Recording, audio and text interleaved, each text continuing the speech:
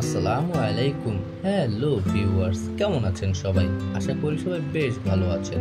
এই মুহূর্তে রয়েছে যমুনা সেতুর টোল প্লাজায়। আমরা যাব কুড়িগ্রামে।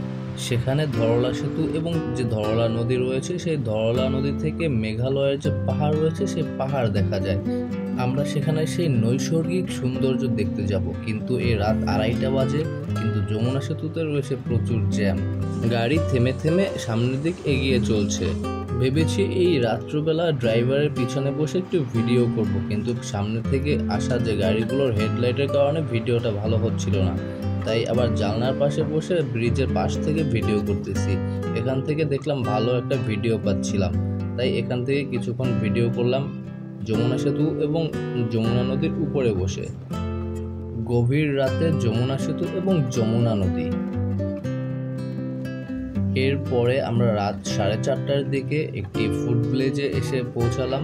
এটা হচ্ছে পেন্টাগন হোটেল অ্যান্ড রেস্টুরেন্ট। এটা সিরাজগঞ্জ এবং বগুড়ার মাঝামাঝিতে অবস্থিত। এই ফুড ভিলেজের সামনে কিছু বাস রয়েছে, কিন্তু নেই সেভাবে কোনো জনকোলাহল।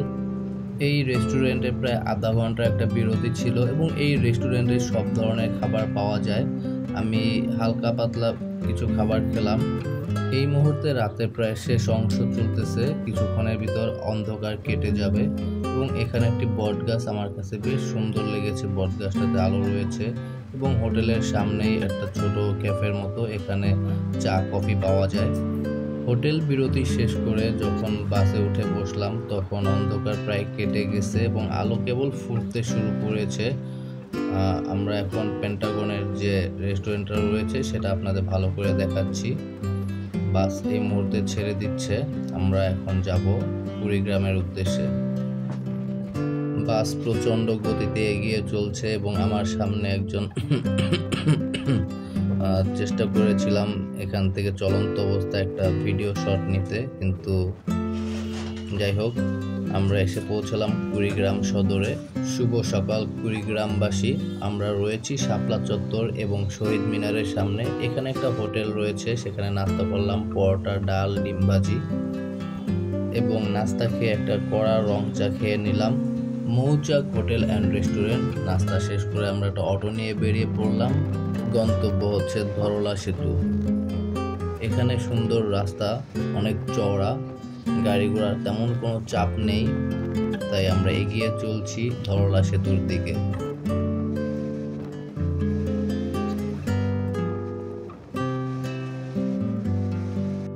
আমরা চলে এসেছি ধরলা সেতুর যে টোল প্লাজা রয়েছে সেখানে। আমরা এখানেই নামবো, এটাই আমাদের গন্তব্য। এবং চলুন আমরা সামনে এগিয়ে যাই, দেখি সেই নৈসর্গিক সৌন্দর্য। এখানে এসে প্রথমেই দেখলাম কিছু ছোট ছোট ছেলে মেয়ে খেলা করতেছে আপন মনে, এবং এখান থেকে ধরলা নদী এবং ধরলা নদীর মাঝে মাঝে ছোট ছোট কিছু চর জেগেছে এবং এখানে ধরলা সেতুর ওই পার দেখা যাচ্ছে এবং এখান থেকে ধরলা সেতুটি বেশ সুন্দরভাবে দেখা যাচ্ছে। এবং ধরলা সেতুর এইখানে আসলে যে সৌন্দর্যটা দেখতে এসেছিলাম সেটা ওই বট গাছের নিচে যেয়ে দেখব। বট গাছের নিচে এসে যখন দাঁড়ালাম এবং সোজা এই দিকে তাকিয়ে বলল আমার সাথে যিনি ছিল যে সোজা কিছু দেখতে পাচ্ছেন কিনা নদীর শেষ প্রান্তে। তখন অনেকক্ষণ তাকিয়ে থেকে কিছু না দেখে বললাম না, কিছুই তো দেখতে পাচ্ছি না। তখন তিনি আমাকে দেখিয়ে দিলেন যে ওখানে একটা পাহাড় রয়েছে, ওটা হচ্ছে মূলত মেঘালয়ের পাহাড়। এখান থেকে প্রায় 50 থেকে 60 কিলোমিটার দূরে অবস্থিত। ওই পাহাড়টাকে আমি প্রথমে এক টুকরা মেঘ মনে করেছিলাম এবং সর্বোপরি পাহাড় এবং এই ধরলা নদীর ছোট ছোট নদীর বুকের চরগুলো সব মিলিয়ে আমার কাছে সত্যি খুবই সুন্দর একটি দৃশ্য মনে হয়েছিল। ধন্যবাদ।